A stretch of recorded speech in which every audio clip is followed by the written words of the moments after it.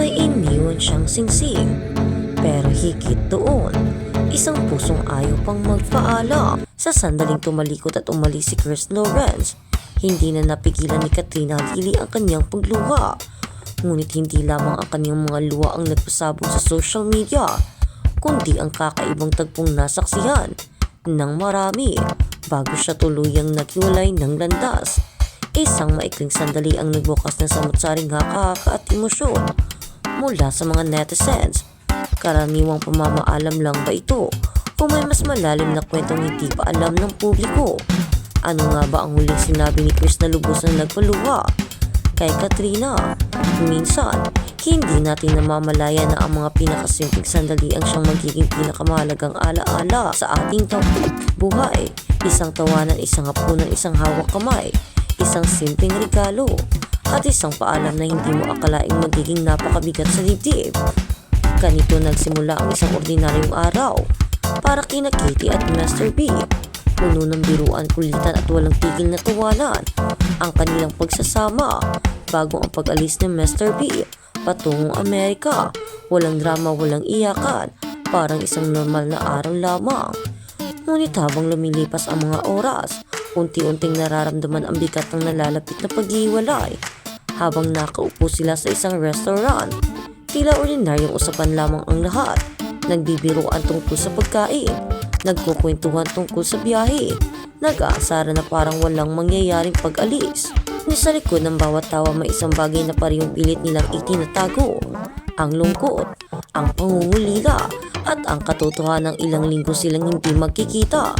Habang nakatingin si Katie sa kasama niya, hindi niya napansin na may inihanda palang sorpresa si Mr. B. Tahimik lang itong kumuha ng isang maliit na kahon. Pagkatapos ay inilabas ang isang gintong singsing at relo. Hindi ito ang granding proposal. Hindi rin ito mamahaling eksenang parang sa pelikula. Ngunit para sa marami, nakasaksi, mas makahulugan pa ito kaysa sa anumang mamahaling regalo. Dahil wala kang yellow gold na ring at wala ka ring relo, ito muna. Simple lamang ang kanyang sinabi, ngunit sapat na iyon upang maramdaman ng lahat ang pagmamalasakit na nakatago sa likod ng kanyang mga salita. Hindi ito tungkol sa halaga ng alahas, hindi ito tungkol sa presyo, ito ay tungkol sa pag-aalala, tungkol sa pag-alaga, tungkol sa isang taong gustong may maiwan kahit pansamantalan siyang mawawala. Napatawa pa si Katie habang sinusukat ang singsing. Nagbiro pa siya na baka mawala niya ito at magkautang pa siya. Ngunit kitang-kita sa kanyang mata ang saya at pagkagulat. Para bang hindi niya inaasahan ang simpleng gestyong iyon. Para bang sa sandaling iyon naramdaman niyang mahalaga siya, at marahil iyon ang tunay na halaga ng regalo.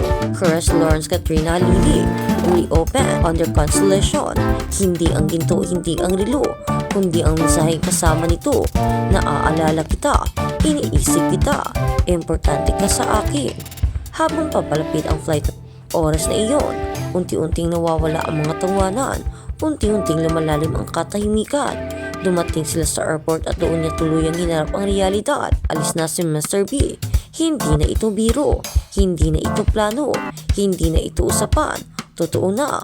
Maya-maya lamang itatawid na siya sa departure gate at may iuwan na si Katie at si Rina. Sa huling pagkakataon bago sila maghiwalay, nagpaalala si Mr. B na tatawag siya araw-araw, magbibigay ng updates, hindi mawawala at hindi mang-iiwan. Parang gusto niyang tiyakin na kahit may distansyang libo-libong kilometro sa pagitan nila, hindi mababawasan ang koneksyong nabuo sa kanilang mga puso. Ngunit alam naman nating lahat, may mga pagkakataong kahit may video call, kahit may messages, kahit may internet, iba pa rin ang presensya, iba pa rin ang yakap, iba pa rin ang taong nasa tabi mo. At iyon ang pinakamahirap tanggapin. Habang papalayo si Mr. B, pilit pa rin umingiti si Katie. Pilit pa rin papakatatag. Pilit pa rin gawing magaan ang lahat. Ngunit nang mawala na siya sa kanyang paningin, doon unti-unting pumasok ang katahimikan. Doon nagsimulang maramdaman ang pagkawala. Doon naging totoo ang paalam. Sa kanyang kamay ay naroon pa rin ang singsing. Tahimik na kumikislap sa ilalim ng ilaw ng airport. Para sa iba, isa lamang itong ordinaryong alahas. Ngunit para kay Katie, isa itong paalala. Paalala ng taong ilang oras pa lamang ang nakalipas ay katabi niya pa. Paalala ng tawanan ng mga kwentuhan, ng mga simpleng sandaling hindi mabibili ng pera. At habang pinagmamasdan niya ang singsing, tila mas lalong nagiging malinaw ang isang bagay. Minsan, ang pinakamahalagang regalo ay hindi yung pinakamahal, hindi yung pinakamalaki, hindi yung pinakamaningning, kundi yung may kasamang pagmamahal. Dahil ang tunay na halaga ng isang bagay ay hindi nasusukat sa presyo nito. Nasusukat ito sa damdaming kasama nito. At sa araw na iyon, hindi lamang singsing ang iniwan ni Mr. B. Nag-iwan siya ng pangako, nag-iwan siya ng alaala, nag-iwan siya ng bahagi ng kanyang puso. At sa bawat pagtingin ni Kitty sa kanyang kamay habang hinihintay ang muling pagkikita nila, maaalala niya ang simpleng araw na iyon. Ang araw na puno ng tawanan, puno ng kulitan, puno ng pagmamahal, at puno ng isang paalam na kahit pansamantala lamang ay sapat na upang magpaiyak ng libu-libong taong nakasaksi sa kanilang kwento.